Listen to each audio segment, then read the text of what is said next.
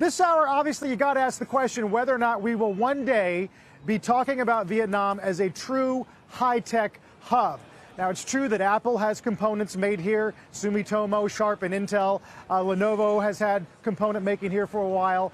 But really, it's that final assembly that is so hard to do, requires so much education, that vocational schools like this one are in huge demand here. The government has vowed to train 2 million kids over the next several years. We talked to one of the professors about this training, and he said because the students who do graduate are getting snapped up like mad.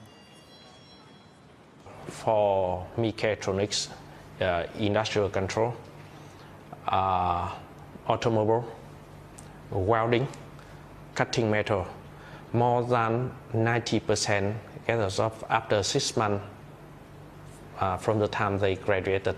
90%, I'm sure, very sure, for that skill area.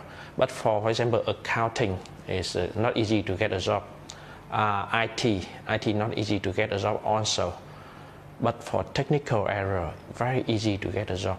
And a lot of companies need more people.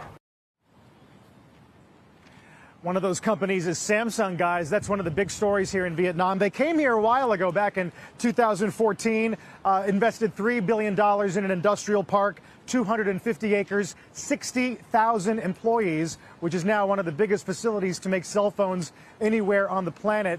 But the question will be whether or not, guys, that is the exception rather than the norm. Because although you do see, for example, these reports and rumors about, well, what would Apple one day move some of its production out of China, out of Foxconn into other countries, certainly possible, but the work that Vietnam and other countries would have to do to get there to meet that demand is still a long ways away.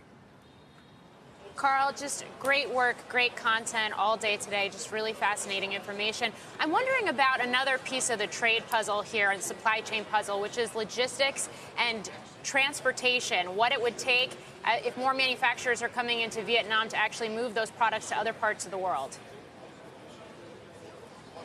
I thought of you today, Morgan, because we did go to the port and saw all those containers and realized what a big deal it is to have a port that is a deep water port, where you don't have to get your goods to another market to get on a bigger ship to get to the United States. So the deep water port is what Vietnam has been working on. But again, that's a huge challenge. It's something they haven't had to do so far. And to get those things up and running is going to take about 3 years.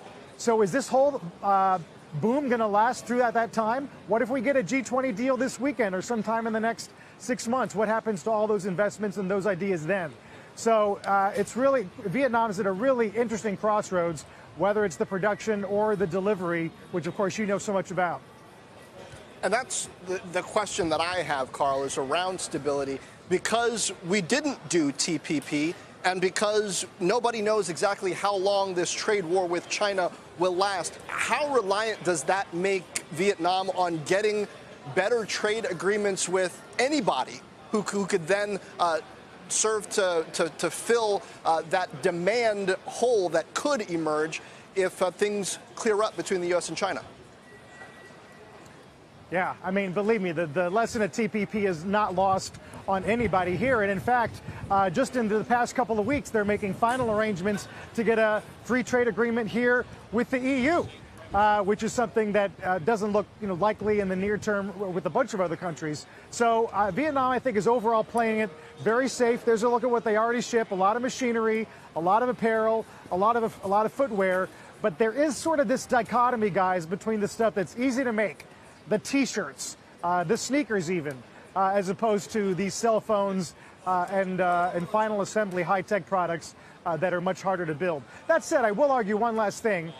They're very big in auto parts. If you need brake cables, the emergency exit signs that you see in a movie theater or in schools, those are all made here. But to get to the level of what China's been able to put together over the past 20 years, that's where they are. They're very much, they have that in their sights, but they realize what it's going to take to get there.